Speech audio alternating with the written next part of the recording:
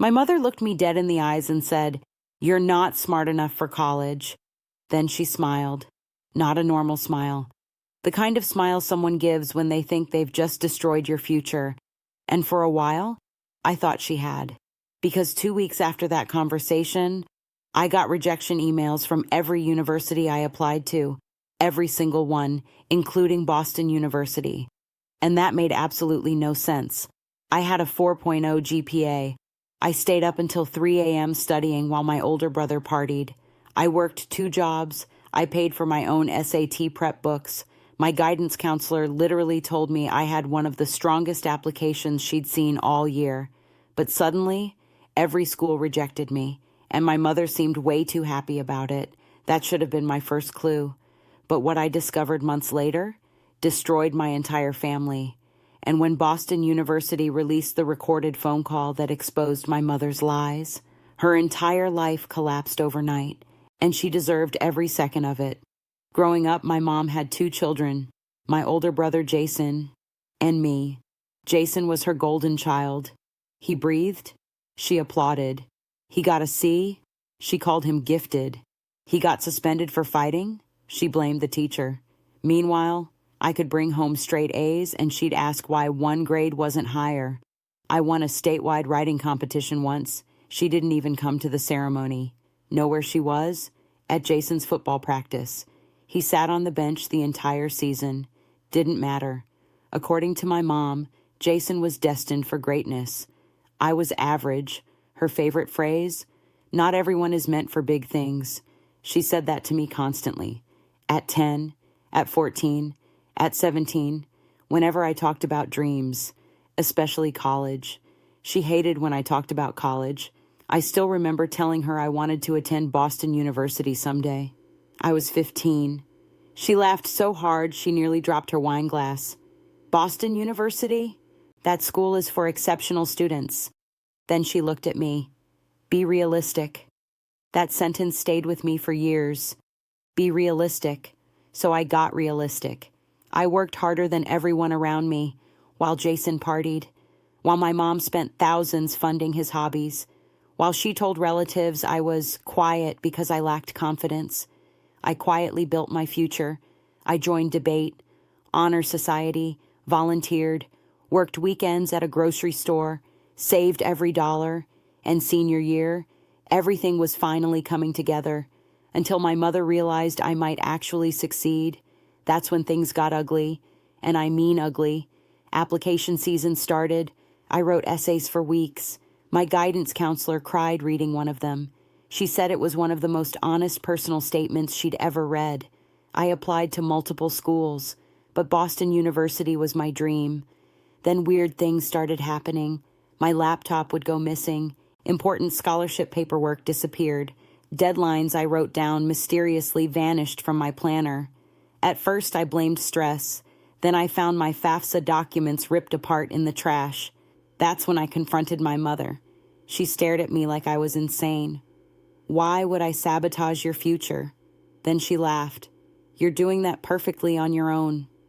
That should have been enough for me to move out, but I had nowhere to go. And things got worse. Much worse. One afternoon, my counselor pulled me aside. She looked confused, then concerned, then uncomfortable. Did you withdraw your application from Boston University? My entire body froze. What? She turned her screen toward me, and there it was, an email request from my account, requesting immediate withdrawal of my application. I felt sick. I never sent that. Ever. Then I logged into my email. Password changed. Recovery email changed. Phone number changed. Everything changed. I couldn't access anything. I was shaking. And somehow, my mother was already waiting when I got home, smiling. Again. Bad day? That's when I knew. She did something. I screamed at her. She denied everything. Jason defended her, called me paranoid. My dad stayed silent like always. Then my mother said the sentence that changed everything. Maybe this is life telling you to lower your expectations. I broke, completely. I cried harder that night than I ever had in my life. And then I gave up. at least temporarily, because I thought she won. I had no proof, no college, no future, nothing, or so I thought. 3 months later, I got a voicemail from Boston University admissions. I assumed it was spam. Then I listened, and my entire world changed. The admissions officer said they needed to discuss serious irregularities connected to my application withdrawal. I called back immediately, and that phone call changed my life forever. The admissions officer sounded nervous. She explained someone had called pretending to be me. They requested my application withdrawal, but something felt off, so the university flagged it. And because calls were automatically recorded, they reviewed the audio. Then she asked, "Do you know a woman named Karen?" That was my mother. And suddenly, I couldn't breathe because they had her voice, recorded, pretending to be me, destroying my future. And it got worse, way worse. The admissions office sent the recording to their legal department and eventually to me. I listened alone, and I'll never forget it. My mother literally said, "Hi, this is Emily. I'd like to withdraw my application because I've realized I'm not academically prepared for Boston University." Then she laughed after the call ended. She thought they had hung up. They hadn't. And then she said, "That should keep her home where she belongs." I dropped my phone. I physically threw up. My own mother did that. And now I had proof. Real proof. But I still had no idea what to do next. Until my aunt accidentally gave me the perfect opportunity. Family Thanksgiving. Everyone was there. Aunts, uncles, grandparents, cousins, Jason, mom, dad. And naturally, my mother was telling everyone how I failed to get into any schools. She acted devastated, played victim, even said, "We tried everything to help her." Everyone pitied her.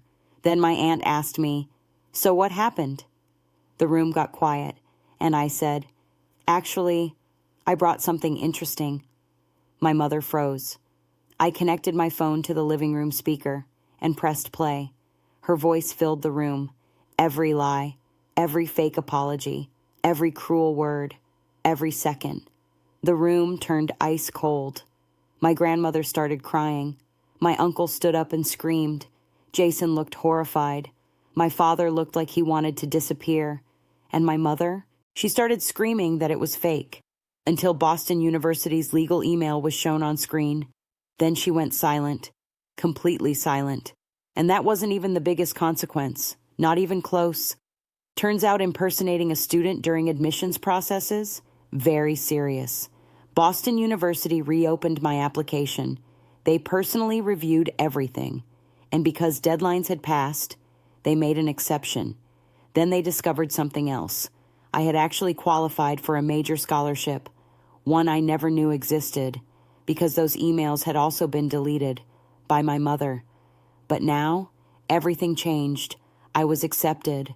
With scholarship money, I cried for hours, good tears this time. But my mother, her nightmare was just beginning. My father filed for divorce 6 months later. Apparently, this wasn't her first act of manipulation. Jason stopped speaking to her after realizing she ruined my future because she feared losing control. My extended family cut her off. Friends abandoned her. Even neighbors found out. Small towns talk fast, very fast. She called me nonstop, begging forgiveness, crying, saying she made a mistake. A mistake? No. A mistake is forgetting milk at the grocery store. You deliberately tried to destroy my future. That's not a mistake. That's cruelty. And I was done being her victim. Forever. I moved to Boston, started classes at Boston University, made friends, built confidence, created distance. For the first time in my life, I felt free, and ironically, I thrived. Dean's List, internships, graduation honors, everything my mother said I couldn't do, I did, without her. Years later, she sent me a letter, handwritten. She said she missed me, said family should forgive, said she was sick and alone. I read it once, then shredded it, because some betrayals don't deserve second chances, And some parents lose the right to call themselves parents. She taught me one powerful lesson, though. Sometimes the people who doubt you the most are terrified you'll prove them wrong. And I did, in the biggest way possible. Would you ever forgive a parent after something like this? Because I never did.